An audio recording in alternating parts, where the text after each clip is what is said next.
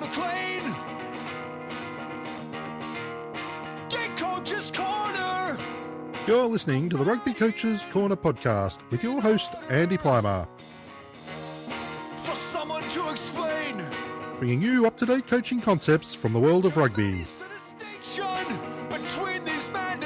Sharing ideas to make the game better. Okay, welcome to episode number 8 of the Rugby Coaches Corner podcast. I'm your host, Andy Plimer, and joining me today is Ray McLean. Ray is an expert in leadership and team culture and co-founded the company Leading Teams in 1992, where he developed a model that would help teams to align behaviours and actions with their values. Leading Teams has employed this model extensively in sporting organisations ranging from Aussie rules, basketball, netball and rugby, among others, as well as in the private sector. Before starting Leading Teams, Ray worked as a leadership officer with the Australian Air Force for 6 years, and also, like myself, was a Phys Ed teacher for 10 years.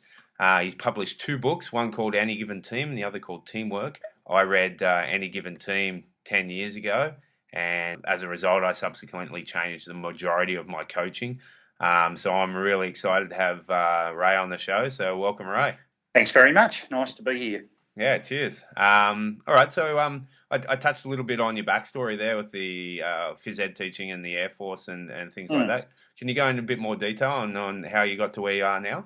Yes, I guess the evolution of this model came from my time in the Air Force. Yep. We had I was posted the Maritime Patrol Group, and part of that was to actually develop a team and leadership model. Yeah. I guess what had happened was that what we were finding was that the teams were very well trained technically, but sometimes there was a real difference in the way they performed, and so we were finding more it was about the behaviour and the dynamics, if you like, of the teams that affected performance. And I guess in short, that's what led me into the sporting field, because it almost lined up with that notion that sometimes you'll see a very talented team and you'll wonder why they haven't been able to maximise that talent. And conversely, where you'll see sometimes a team which doesn't appear on the surface to have as much talent, yet they seem to be more successful. So I guess that was really the background, and the work then that I was doing was much more aligned to how do we unpack that dynamic or that culture, if you like. Yeah. Oh, that's great. Yeah, I think just on a rugby kind of level, I think you saw some of that in the start of the Rugby World Cup with a team like Japan beating South Africa. Like, there's a great spirit and culture in that group, but they're probably the average height of the South Africans. There was no taller Japanese player than the average height, so obviously they had some challenges too. Yeah, and I think the challenge, whether it's a squad coming together for a world championship or whether it's actually a club situation where the squad's together on a more ongoing basis, the challenge is to see whether you can make that sustainable. So there's an element about bringing a team together, and there's an element about how much we can make that culture somewhat generational. Yeah. So I found it really interesting, the challenge between the two. So there's one bit about bringing the team together, building that dynamic, but there's another challenge in terms of making that sustainable past one collective of players or one era. Yeah. And I think that's why I've liked the work with some of the clubs we've worked at, particularly in the AFL. I guess we're better known, but when you see sides that have had a sustained period of success for 12, 15 years, that's been really satisfying, because it means that, the culture's had to be, I guess it's become somewhat endemic and spread through. So there's a sort of a challenge on the immediate part of bringing the team together, but there's also a challenge on making sure that, you're creating something that's sustainable. Yeah, absolutely. Yeah, and I think Sydney Swans are probably one of the highlights of there in your Aussie rules era, right? Yeah, Sydney Swans and Hawthorn now. Hawthorn have won the last 3 premierships, and if you look at the AFL as an industry or as a competition, the AFL itself has what they call an equalisation policy. So they have a salary cap. Yeah. They have a draft, And all of that is designed to make sure that at some stage clubs ebb and flow and everyone will get a chance to be successful. Yeah. And what we find, the work we're doing, we're actually trying to fight that. Yeah, we're absolutely. saying if you can build a sustainable culture, then you can actually, almost fight the system. And that's exactly what Hawthorn and Sydney have done. If you look back over the past probably 10 to 15 years, Geelong Football Club's another one, where they really haven't dropped out of the top four.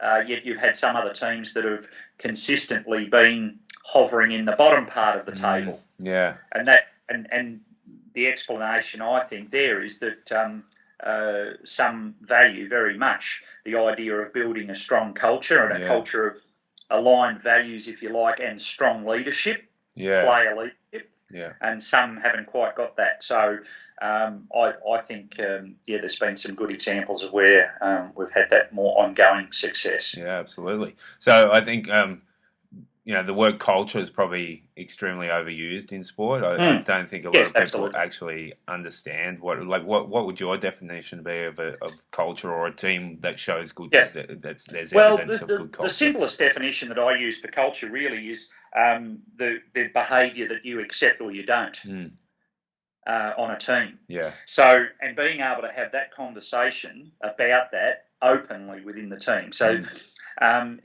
when I go into an organisation, when I go into a team, for example, I'll start with a really basic set of questions that I expect the players to be able to furnish the answers with, but 2 or 3 words that you use to describe your team or that opposition might use to describe your team, and what are some of the behaviours you might accept from one another that you know are less than high performing, and you really start to build a framework, and then the whole notion of empowering the athletes somewhat and having that player-led, group, is that they, in the end, you expect them to self-manage. So at Hawthorn or at Sydney, for example, if a player were to step outside what the team considers to be reasonable guidelines they've set, it would be more likely another player to encourage you back into line.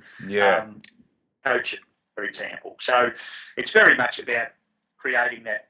So the cultural piece is really behaviour we accept or don't, and I think from there, then allowing a team to take responsibility for that is pivotal. Yeah. Okay. Cool. So in your opinion, then, if you have 2 equally balanced teams, the deciding factor then on performance is going to be that team's culture and how functional it is. Yes, I think so, and I think if you look at the discussion that players usually have around behaviour that's accepted or not is going back into training standards, preparation standards, and ultimately what you see, say if you were to watch the Hawthorn Football Club even last week in the grand final, that senior core of players, they drive the on-field standards and they drive the on-field performance. So if you've got a situation where the coach is the one who has to relay the message to make a change or adjust, that's quite time consuming. But if you've got a group of senior players who have a really clear understanding of how we want the game played and what the standards are, it enables them to take more responsibility for on-field performance. But it's like that all the way through the week. So if they saw someone who wasn't delivering the required effort at training, then you get a reminder from your peers. Whereas again, in weaker teams or teams that don't maximise performance, what I find is that you'll have players sometimes who can see a standard that's being breached, and they almost ask the question amongst one another, when's the coach going to do something about that? Yeah, exactly. And so that's the pivotal difference. Instead of standing back waiting for someone else to do something, we say, in terms of definition of leadership, we say that leadership is if you see something, you say something or do something. So we see teamwork and we see leadership as being very much action-based. Yeah, absolutely. I use that line often, see something, say something with my teams. And it's very effective, very empowering too. Can this stuff happen organically, or does it's imperative that it needs to be facilitated by a coach to guide it? Look, I don't. Yeah, I think well, if you go back to successful teams in the past, there's probably somewhere it has happened organically or through, a coach that was effective in that area. But I think, again, the difference, if you look at Hawthorn's history, if we use them as an example, they had probably that organic system, if you like, in the 1980s where they won 5 premierships. They were a powerhouse competition. But then you'd ask the question, why did they go to the bottom and almost go to extinction by, the late 90s? Now, that is because I think that's the point I was making before. You can get that organic growth or that period where you have a little bit of success in an era. To me, the challenge is to make sure that that's not lost. And I think that's what probably happened to Hawthorn in those days, is that somehow it was, organic's the word you've used, but somehow it's that organic growth and we don't really know it happens. It just seems to happen, and there's a bit of strength in leadership we have around the place, but we're not quite sure how that occurred. And then the coach moves on and a couple of key figures, and all of a sudden we don't know quite where we're going. So that's why I think that the idea of having a slightly more structured approach and having someone who can facilitate that process, obviously, I think is important, but it's important as much as anything for the long term rather than just the short term. Yeah, absolutely. So the answer is yes, I think it can sort of grow organically, but it's usually reliant on a couple of important individuals. And if you don't know who they are and they leave, well, then you can find yourself lost. You're in trouble, yeah. And so we're talking about having the whole collective take responsibility for their behaviour and performance. Sure. Okay, well, you touched on it a little bit earlier, like when you work with a team for the first time. You talked about how do others view us, how do we want to be viewed, those kind of things. How would you go through that process with a team, and how does it grow over time? As I said, the first part for us is to make sure that the team agree a behavioural framework, if you like. Now, some people will call that values or their code or whatever. Sometimes we use the language of their trademark, but it's getting people to engage in that conversation about what do you really see in the team.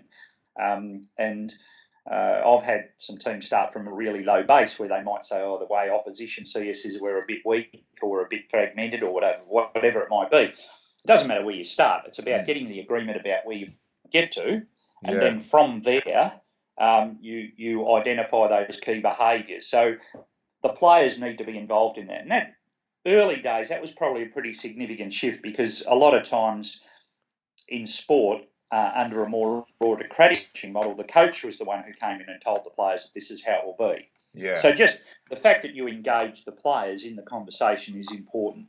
The other thing that's then required is to be able to actually build, relationships and teams strong enough so that we can actually challenge one another if we need to around those behaviours. So there's in the end what you're creating, I guess, is an environment where people can have the more genuine conversation with one another.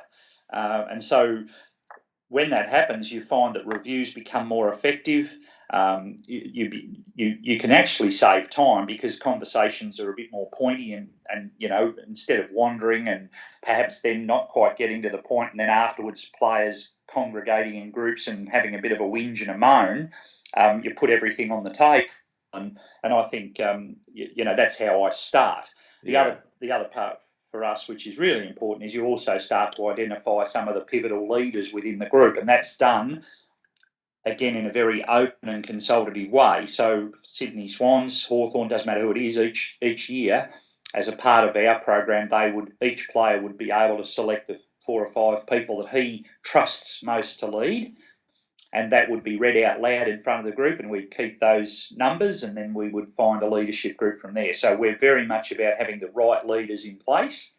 So that's really the basis to start with. Get a clear behavioural frame, really strong relationships in the team, create the environment where you can have those open conversations, and then that adds great power to your leadership, and then from there, your capacity to plan. So that's really how it flows. Yeah, and I think, like I said, like reading your book, I've read it a couple of times, but reading the book, that's like I follow that plan with every team I coach now, and I love the process, and I think the process I love the most is Yep. watching the whole peer review concept grow over time, and how initially there's a lot of trepidation, Hmm. and then once they realize, hey, this is a safe place, and I'm able to be honest and open, watching it grow, it's quite an amazing experience. Yeah, absolutely. And again, that's not the most pivotal part to what we do, but it's certainly important. It's just educating players to be able to have those conversations. So, we've seen some really good examples of where players have probably been given plenty of advice by a coach over the journey, but when they hear the message from their peers, they for some reason, I suppose it's because they do value their peers very strongly, but for some reason we find that you can often get a pretty strong response from players when we're having those sorts of conversations. So that's good. Yeah, and how do you run those peer review processes? Is it small groups, large groups? You mix it up? Yeah. We would have break into small groups, and if we're reviewing a player, get each group to report back in. If we're doing a review, just last week I finished an end of year review with the Collingwood players, so I broke them into small groups, and gave them some key questions, and they all come back in and reported back, and again, it's the extension of having those honest conversations with one another, but it's reinforcing that we value your opinion. It's your team, so why wouldn't we consult you? Yeah. And I remember when I first started at Sydney many years ago, Paul Roos, who was the coach, was a fairly, he played 350 games in the AFL, so he's a pretty well-decorated player, and the point he made to me was the reason why I guess he embraced the model was that he always felt that he played 350 games and he can't really recollect when a coach asks his opinion. It's unreal, eh? So to me, there's just untapped resources in there. So the more that you can get into them, the better. Yeah. So I suppose the next part of that is you've set the values, you've set the standards, you've got peer review. I suppose after that, there's got to be accountability's got to play a pretty big role in this process, right?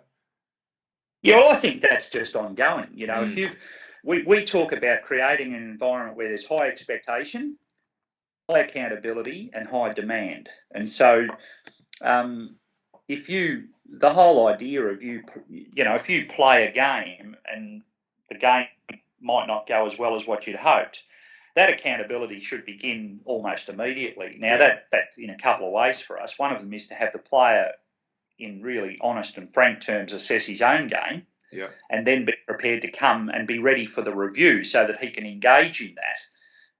And we review, team level and then down to individual level. So the accountability is just a natural flow of the process. It's not something separate to it. It's a fundamental requirement, if you like. Yeah, and I suppose the leadership group there that's been a player elected is pretty pivotal to that too, if in certain areas. Yeah, well, the player leaders have high, like they're the ones who we have higher expectations of in some ways. We expect a consistent level of performance from them, and we expect them to be able to take a lead role in the review process. So, there's examples of where now some of the leadership groups I work with would have footage of things they've really liked against their cultural trademark, if you like. So they would show those and reward players, but just as much as they might show some footage and say that is well below what we expect, So we involve the leaders in many ways in those processes, either review or leading into a game about setting expectations. So they do have a pivotal role. And what about experiences with players resisting the process? I remember reading in Any Given Team some examples of that. I think there's, in any team, there's sometimes players who don't like to be held to account. Yeah. They may be star players who have never, have only, I guess, been allowed to do as they want to do because they're so talented. Yeah. Clearly, ultimately, we think that doesn't work. So I think there's two parts of really genuinely trusting a player. One is their competence, so have they got the skills to do the job and can they apply their skills under pressure? And the other side of trusting them is their character, and that is, are they good for their word and would they put the team's needs in front of their own if they had to? And I just find, the players that can't bend somewhat toward team, and it's not a blind obedience, it's just asking them to adhere to the core parts of the behaviour that we've agreed. If they don't, strong teams make hard decisions, and I think that separates out strong and weak teams, to be absolutely honest. I think you can see some of the weak teams being held to ransom almost by some players, and then on the other side, you can see clubs or teams where the decision's been made that we are a team, and if you don't want to buy into that, well, you can always ply your trade somewhere else. Yeah, and I'm sure it's come to that rarely, but occasionally. Yeah, that's right. On occasions, there's been examples of it, and that's okay. I think as long as the thing about having the model in place is that then if you do move someone on, the other players have clarity about why that happened. They can actually sit back and go, you know what, that was fair enough, because he wasn't really coming with us anyway. So I think that's one of the other parts of the program which has been really positive, is that it creates clarity around behaviour, and you don't have those double standards which sometimes exist. Okay, yeah. Well, then, if moving on with like resisting the process, what if the organisation that you're working with initially is all guns blazing, and then their interest starts to wane, or their belief in it starts to wane? That's got to have a pretty strong effect. Yes, it does. What I believe to get our program to be of benefit to an organisation is not just about us being there. It's about we need to. We're a service organisation. We need to be able to assist teams to win ultimately. If you don't have the key centres of influence on board, then you push, you shove, you question, you do all those sorts of things. But if you don't get that movement, you move off. Yeah. So you move on. That's all. Yeah. We've had some teams where in the end we've sat down and had that sort of harder conversations. Really, if the coach is not on board, or the key senior players are not on board, well, why would you bother? We don't. We're not. What would you say? We accept that there's more than one way to skin a cat. Yeah. We think we've found a really good model that in sport now has led a lot of teams to quite a lot of success over 20 years. So I guess we just adopt a view that somewhere we might have been doing something right. Yeah, absolutely, yeah. And speaking of success, you're also working with the Australian Diamonds netball team, who recently had some great success. Can you talk a little bit about that? And also, maybe for some of the coaches who are involved in women's rugby, do you notice any differences working with women's sporting groups rather than male sporting groups? For me, there wasn't. The Diamonds are as hard-nosed, driven team as I've worked with. Yeah, absolutely. They desperately want success. They happen to be female athletes rather than male. But I haven't seen much. Like, to me, the male-female thing is not really that relevant. Yeah. I think, the Diamonds, what they did was embrace the idea of having a trademark. They embraced the idea of selecting their leadership team. And those leaders over a period now have taken them to gold medal at the Com Games and then the World Champs, which hadn't been done for 16 years. So what you had was this alternating between, say, if New Zealand won the gold at the Com Games, it seemed like Australia bounced back and won the World Champs, and they were almost alternating. And one of the things that this team wanted to do was to make sure that they got the job done in both, and was setting up a really strong culture to move forward. And I think they're doing that.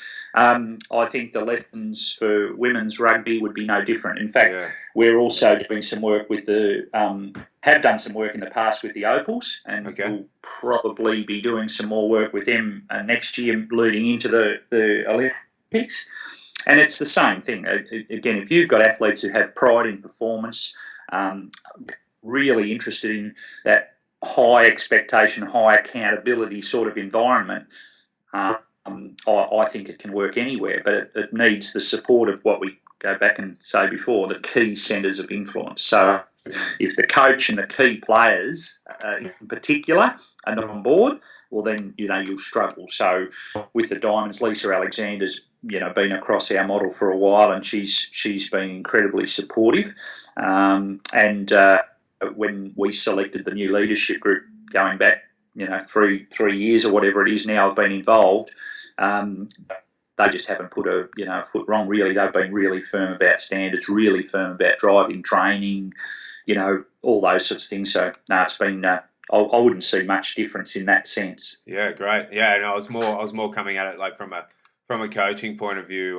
Like I was coaching some 17-year-old boys today, and doing some push-pull question and answer stuff with them when it's the first time when you're with a group. Often that's quite difficult with 17-year-old boys, but with 17-year-old girls, I find it's a very they're straight into it, and they want to ask questions and they want answers straight away. So I was more seeing if there was anything. They've both been great. So I just tend to go back and say to what extent your key centres of influence are invested will dictate how far you go. So we have a quote that I've used for years now. It says those with the most invested will always be the last to surrender. So that idea of if you can get their investment, well then they'll push and buy things as far as they can.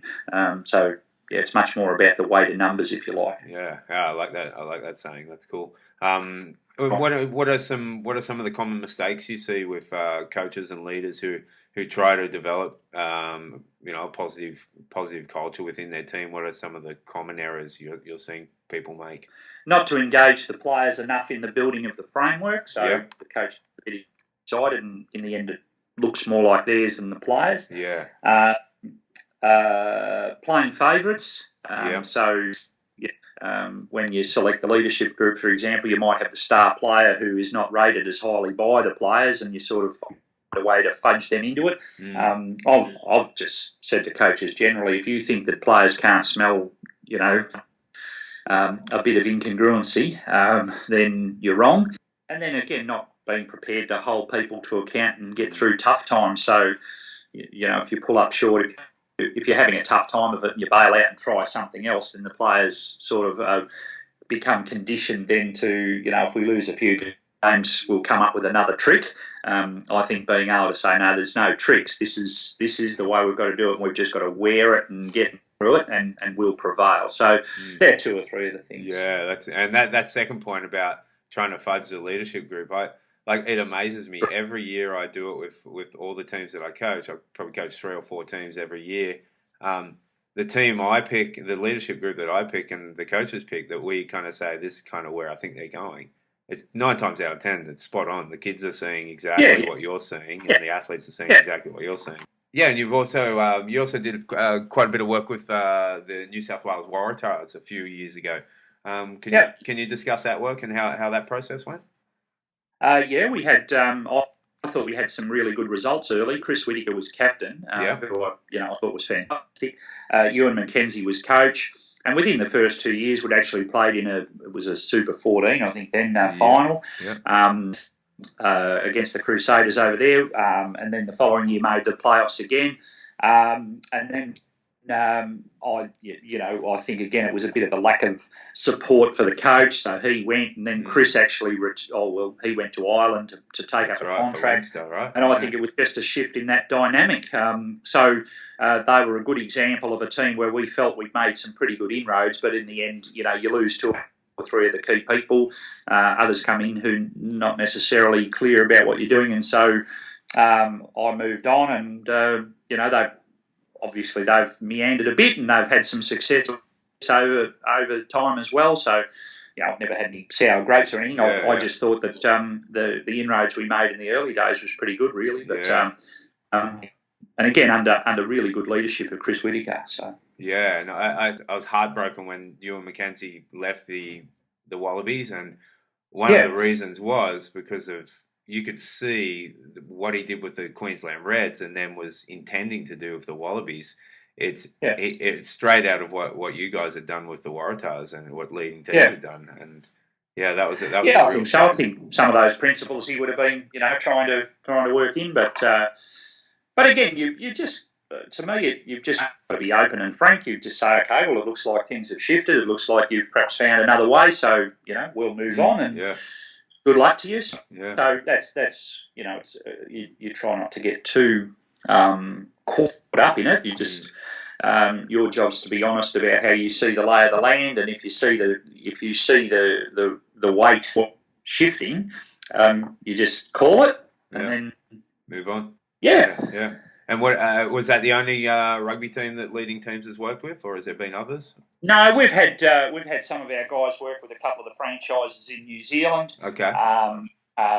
We have a guy at the moment who has sort of started to a partnership with Western Force. Okay, with great. Michael Foley over there. So we're sort of I guess what we've done as a group is just tried to make sure that if we're going in somewhere, we're going in now a bit more informed than what we perhaps used to. I think if you went back 10 years, people saw us as a bit of, if you get them in, things will happen. But we now know that there's certainly guidelines you've got to be able to tick off before you go. So, making sure you've got the relationship with the coach, making sure you've got those key people on board is really important. So, we've still got other sports which we're across.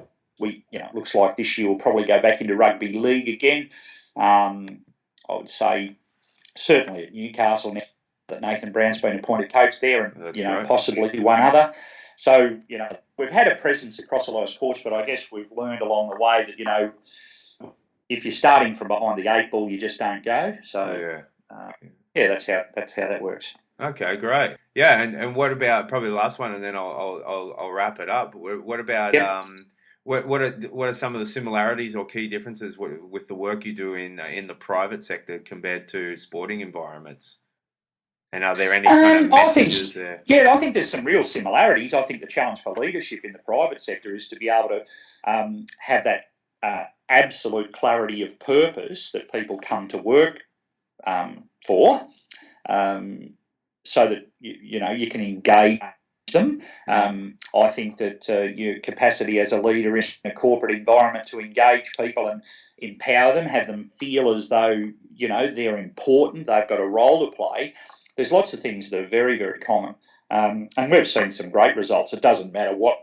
I guess that was the reason for the title of the first book, was Any Given Team. We've worked in a wide range of corporate environments now and had some good results in lots of different ones. So, but the principles are the same. Get an agreement about how we're going to behave together. Get some buy-in to the sort of culture we want. Identify people who can lead that.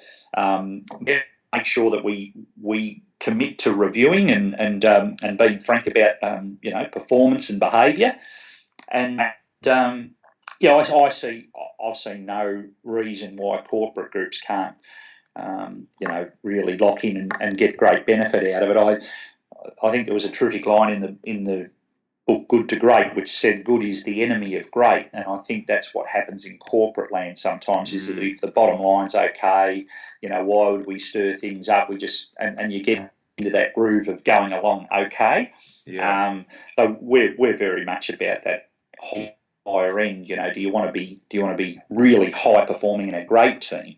And sometimes that takes work to get yourself from that good level where everything's okay, why would we tamper with it, to the great level. So we've certainly found lots of opportunities in there. That's great. Yeah, and your book Teamwork really covers a lot of. There's so much variety there in the different teams you work with, and I there was one about I think they were a car detailing group or something like that, and they had the issue with when can we relax around the culture, and they had the concept of when the polo shirts are off, you're off the clock and you can kind of chill out a little bit. And I just thought that was great, and that I stole that and used that from one of my teams. So I think there's lots of lessons there. Yeah.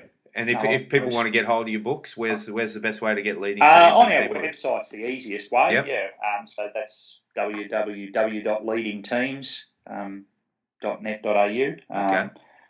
And they're both available there. So and of course on the website there's other, I guess, we've all tried to continue to write as well. So there's other articles and things like that support the work we do. So it's probably not a bad place to look if people are interested in the work we do. Yeah, absolutely. And are you guys on Twitter or on Facebook, or most of your stuff's done through your... all of those. So again, all of those contact details would be available through the website. Perfect.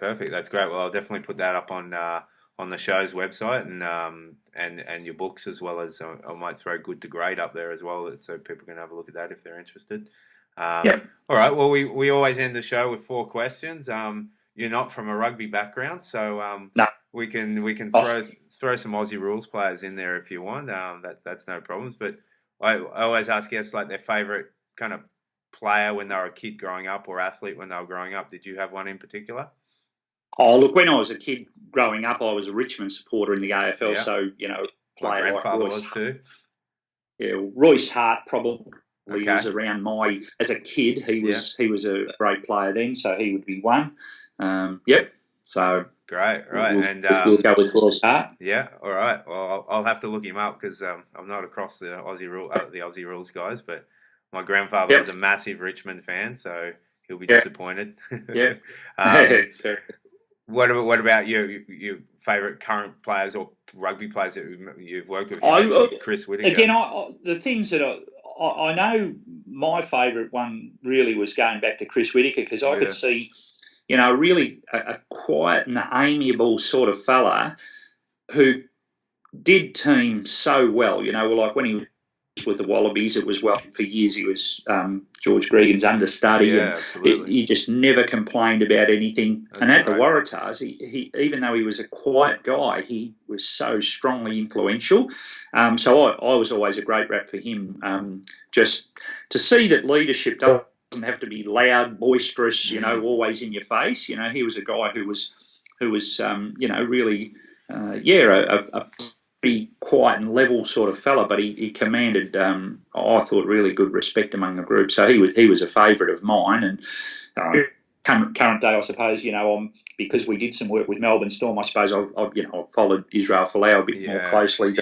than most. He's I think he's a favourite of everyone's, but we'll say that. Yeah, no, I think Chris Whittaker, just back to him, the fact that he went to Leinster to finish off his career and ended up being vice captain as a foreigner, I think that speaks volumes. I would have thought so. Yeah, he was a ripping fella. Yeah, great. Okay, and what about coaches? Who are some of the coaches you've worked with that you've been really impressed with? Look, there's been quite a few. I guess again, if you skipped across the codes, they've all. I've learned a lot off each of them, but in basketball in Australia here, Brian Goorjian, I thought was an outstanding coach. His record is is so far above most others. It's not funny. He's currently coaching in China. Okay. Again, I enjoyed the work with you, and I found him to be a measured and really inquisitive sort of coach. He'd question you on everything, which was good for your own development. Yeah. And in the AFL, certainly Paul Roos was very good to me. And also, working with Al Clarkson, when you see a guy who's starting to put together the dynasty that he is, there's lots to learn from guys like that. So, there's a few, but then I'd add Lisa Alexander, working with the Diamonds has been a great experience for me. So I guess I've been fortunate. I've got to work with so many good coaches, and you just find yourself being able to continue your own personal growth and development by being with them. So, it's been a great way to work. Yeah. Yeah. And what about a lesser known coach who's chipping away and working hard, who deserves a mention? I thought Nathan Brown, he was a very young coach when he was coaching the Dragons, and he ended up, they finished him up.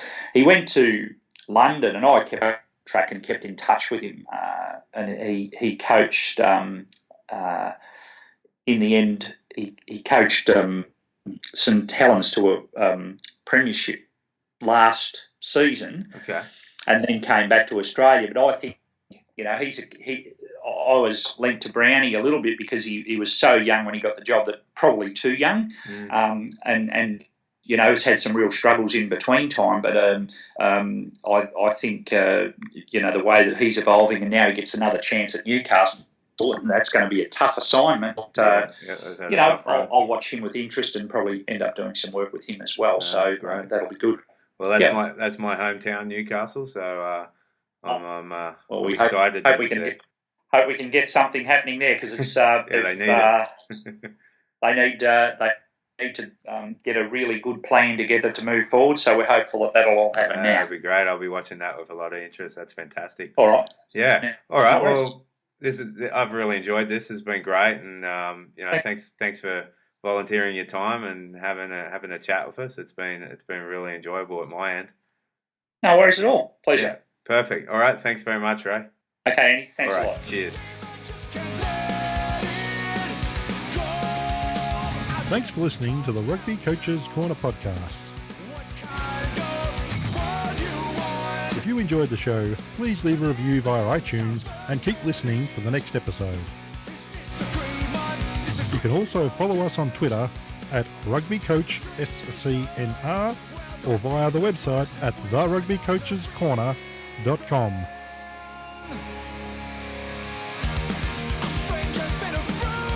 Until next time, keep sharing ideas to make the game better.